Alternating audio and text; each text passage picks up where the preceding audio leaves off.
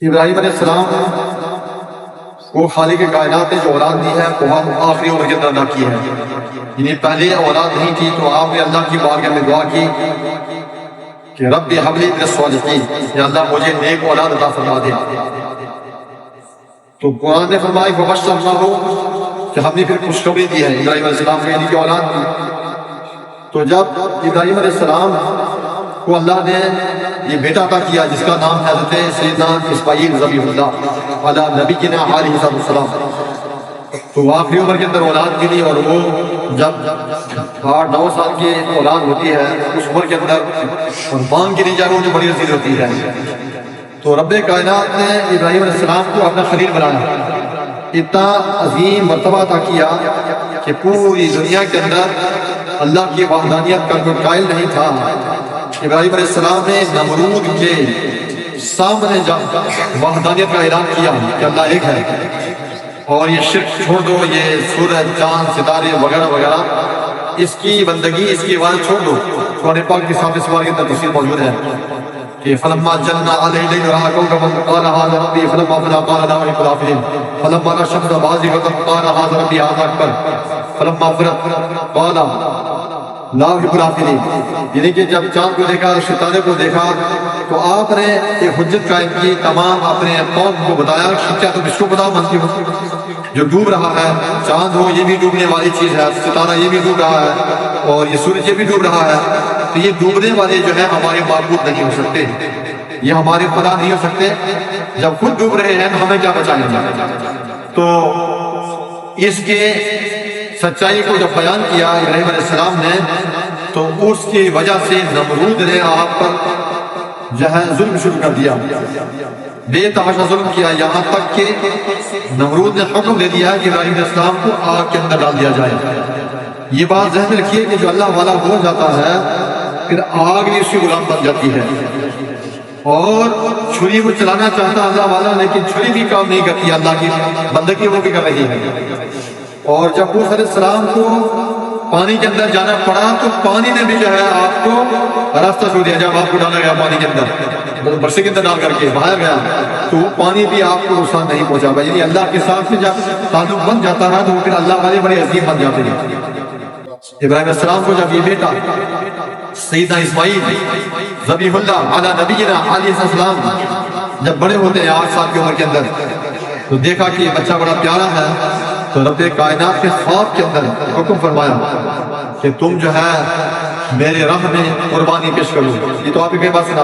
پہلی رات خواب آیا اور ذبح کیے، پھر اور ذبح کیے، پھر تیسری بات حکم ہوا کہ نہیں میں تو وہ چیز میں طلب کرتا ہوں جو سب سے پیاری ہے، دل کو بھاتی ہے، جو تیرے دل کے اندر سب سے زیادہ عزیز ہے، اس کی قربانی طلب کرتا ہوں۔ ابراہیم علیہ السلام سمجھ گئے کہ مجھے سب چیزوں سے عزیز اگر دل کے اندر کسی سے محبت ہے وہ اپنے بیٹے سیدنا اسماعیل ذبیح اللہ سے ہے۔ اسماعیل علیہ السلام کو طلب کیا، بلایا اور بات کی۔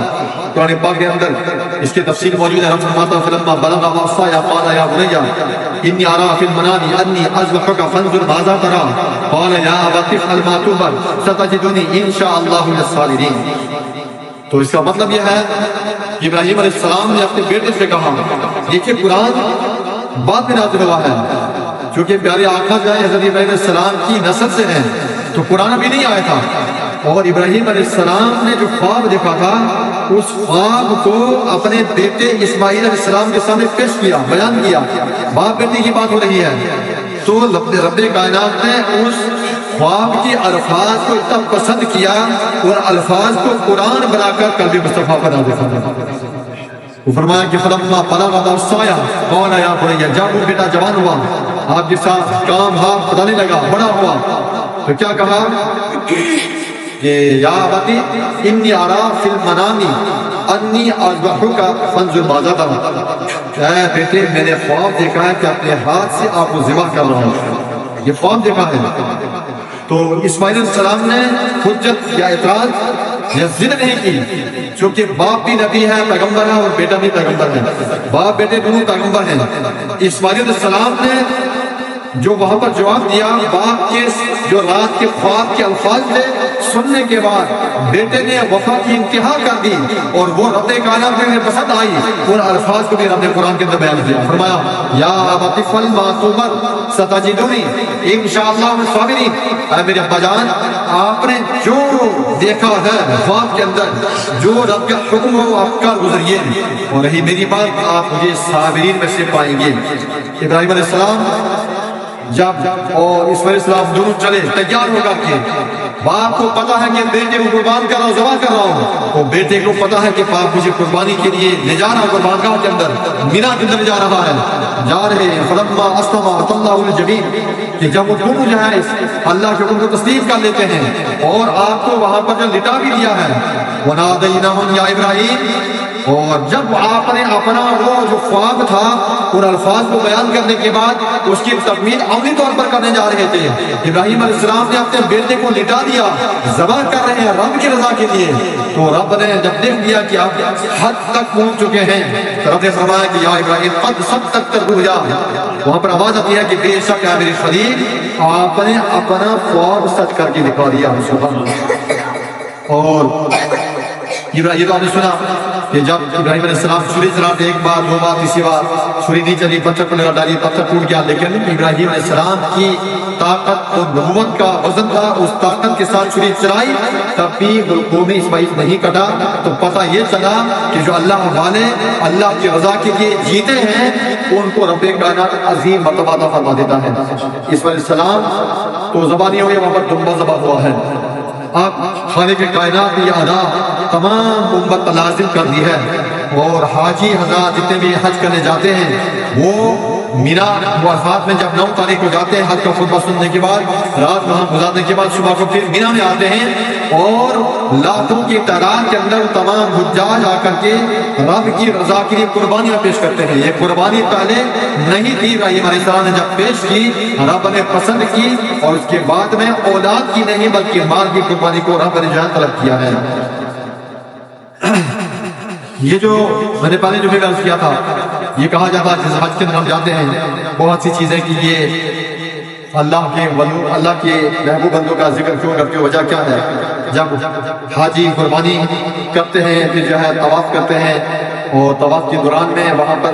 عیدگاہ نفل پڑھتے ہیں، اس کے بارے میں بھی رب نے فرمایا وَاتَّخِذُوا مِن مَقَامِ إِبْرَاهِيمَ مُصَلًّى، کہ ابراہیم علیہ السلام کے جگہ پر نماز ادا کروں، جہاں پر ابراہیم علیہ السلام کا جو پتھر تھا اس کے پاس میں نماز ادا کروں، پتھر تھا، یہ پتھر کے پاس میں جا کے نماز ادا کرنی ہے۔ تو کیونکہ ابراہیم علیہ السلام کی وہ پتھر کیوں کہا جاتا ہے کہ وہ پتھر ابراہیم علیہ السلام نے استعمال کیا تھا کعبۃ اللہ کی دیواروں کو بلند کرنے کے لیے، اور جب وہ کعبۃ اللہ کی دیواریں بلند ہو رہی تھی وہ پتھر کی بلند ہوتا رہا، اور جب جس پتھر پر نبی کے قدم لگ جاتے ہیں رب کائنات اس کو یہ اعزاز عطا کر دیتا ہے، ایک تو قرآن پاک کے اندر ذکر بھی کرتا ہے، اور دوسرا اس پتھر کو